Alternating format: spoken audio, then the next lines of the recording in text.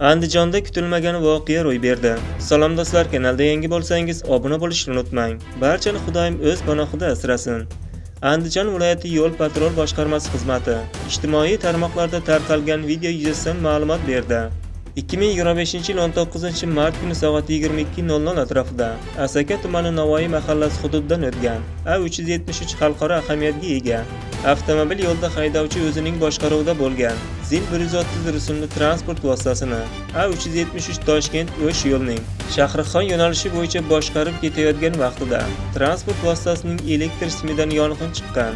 Ushbu yong'in favqulodda vaziyatlar boshqarmasi Oltinko'l tumani bo'limi xodimlari tomonidan bartaraf etilgan. Hodisa natijasida jabrlangan shaxslar mavjud emas.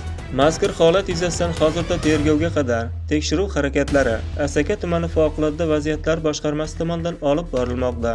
Barcha haydovchilardan transport vositalarini boshqarishdan avval uning texnik sozligiga ishonch hosil qilgandan so'ng yo'lga chiqishlarini so'raymiz, deyiladi Andijon viloyati yo'l patrul boshqarmasi bayonotida. O'zingiz va oilangizni asrang.